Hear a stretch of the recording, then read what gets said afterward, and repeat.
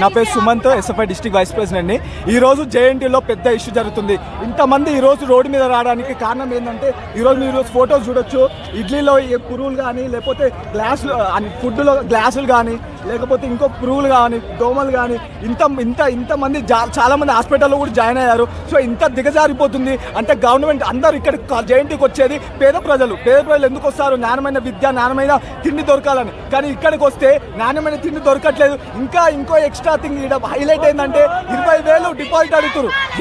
ఎవరు తీసుకుంటే 20,000 అనే అసలు అవసరమే లేదు. కానీ 20,000 రూపాయలు గవర్నమెంట్ ప్రిన్సిపల్ గారు డిపాజిట్ తీసుకున్నారు. ఇంకోటి ఏంటంటే నైట్ పూట ఎవరైనా 3-4 ఒక్కడ కనబడితే విజిల్ వేయడం. అదో 144 సెక్షన్. ఏదో స్టూడెంట్ కాలేజా లేకపోతే ఏదైనా అన్యాయం జరుగుతుందో ఇక్కడ అర్థం కావట్లేదు. ఎందుకంటే ఎవరైనా 4-5 కూర్చున్నా మాట్లాడినా అంతే చాలీగా మొత్తం విజిల్ వేయడం, మాట్లాడుకోకపోవడం పెద్ద అన్యాయం. ఏంటంటే ఫుడ్ గురించి ఇంకోటి ఏంటంటే ఇక్కడ మెయిన్ ప్రాబ్లం ఏంటంటే ఒకవేళ వాళ్ళు మెస్ ఛార్జ్ కట్టలేదనుకో రిజల్ట్స్ ఆపేయడం. ఈ తెలంగాణలో ఎన్నో ప్రభుత్వ యూనివర్సిటీస్ ఉన్నాయి, కానీ ఎక్కడ ఇలా జరగలేదు. ఇక్కడ ఖచ్చితంగా ఒకవేళ మెసేజ్ ఏ పర్సన్ కట్టకపోతే, స్టూడెంట్స్ కట్టకపోతే ఖచ్చితంగా ఆపుతున్నారు. సో దీన్ని మేము తీవ్రంగా గాయిస్తున్నాం. మా మెయిన్ డిమాండ్స్ ఏంటంటే ఫుడ్ నాణ్యతగా రావాలి, నాణ్యత ఫుడ్ పెట్టాలి. సెకండ్ ఏంటంటే 4-5 గడుచుకున్న అది పెద్ద అంటే యాక్చువల్గా లేడీస్ అనే వాళ్ళు 6 వరకే ఉండాలని చెప్తారు. అంటే 6 తర్వాత వాళ్ళకి పనులు ఉండవా? మామూలుగా వాళ్ళు ట్యూషన్కి వెళ్తారు, లేకపోతే ఇంటర్న్షిప్స్కి వెళ్తారు. ఆ ట్యూషన్స్కి వెళ్ళొద్దు, ఇంటర్న్షిప్స్కి వెళ్ళొద్దు. 6 వరకే లోపల ఉండాలంటే ఇదేమన్నా స్కూల్ నారాయణ కాలేజా? ఇది యూనివర్సిటీ. వాళ్ళకి ఏం చేయాలో వాళ్ళకి తెలుసు. సో నాణ్యమైన ఫుడ్ కావాలి. గర్ల్స్ కూడా నిన్న ఒక గర్ల్స్ వాళ్ళు ప్రిన్సిపల్ దగ్గరికి వెళ్తే మీరు వే అని అరవడం, ఆ ప్రిన్సిపల్కి రెస్పెక్ట్ చేయడం తెలియదు. ఏం తెలియదు, ఆడలతో మాట్లాడినప్పుడు ఏం తెలియదు. సో ఇంత అన్యాయం జరుగుతుంది. సో తీవ్రంగా ఇంకా ఖండిస్తున్నాం. ఎస్ఎఫ్ఐ ఖచ్చితంగా దీని గురించి పోరాడుతుంది. ఖబర్దార్. నా పేరు Anitha, MSc organic second year చదువుతున్నాను. ప్రిన్సిపల్ వచ్చినప్పటి నుంచి హాస్టల్లో ఫుడ్ క్వాంటిటీ సరిపోవట్లేదు. ఫుడ్ క్వాంటిటీ అండ్ క్వాలిటీ బాగాలేదు. ఫుడ్లో డైలీ ఇట్లా రబ్బరు, ఈగలు, ఇంకా వైర్లు, గ్లాస్ ముక్కలు ఇవన్నీ వస్తున్నాయి. తర్వాత క్లాస్కి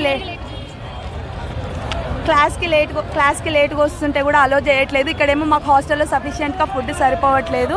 ఈవినింగ్ 6 కల్లా డోర్ క్లోజ్ చేసేస్తాము, హాస్టల్ డోర్. తర్వాత ఈవినింగ్ 6 వరకు అలా డోర్ క్లోజ్ చేస్తాము అని చెప్పేస్తున్నారు. లేట్గా వచ్చి ఎక్కడికైనా వెళ్తే ఎక్కడికి వెళ్తున్నారు ప్రతిదీ అడుగుతున్నారు. మా కాలేజ్లో మమ్మల్ని కూర్చొనియట్లేదు. ఎక్కడ కూర్చున్నా కూడా ఎందుకు కూర్చుంటున్నారు, ఏమైనా ఎక్కువ మాట్లాడితే అకామిడేషన్ క్యాన్సిల్ చేస్తామంటున్నారు.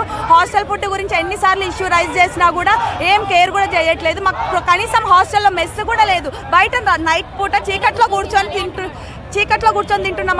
అయితే ఏం చేయాలమ్మా, మేము మీకు ఇంద్రభవనం ప్రొవైడ్ చేయలేమా అంటున్నారు. ఎక్కువ ఏమైనా మాట్లాడితే హాస్టల్ వెకేట్ చేయండి అని అంటున్నారు.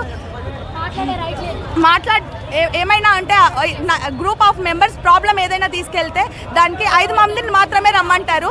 ఆ 5 మందిని టార్గెట్ చేసి ఎంత రూడ్గా మాట్లాడుతున్నారు. మిగతా గ్రూప్లోకి వచ్చినప్పుడు చాలా నార్మల్గా మాట్లాడుతున్నారు. ఎవరైతే వెళ్తున్నారో వాళ్ళని పాయింట్అవుట్ చేస్తున్నారు. పాయింట్అవుట్ చేసిన వాళ్ళని వెకేట్ చేయండి అని అంటున్నారు. ఎక్కువ ఏమైనా మాట్లాడితే కూడా వెకేట్ చేయండి, అకామిడేషన్ ఇవ్వము అని అంటున్నారు. They are targeting PG people. We don't need this principal actually.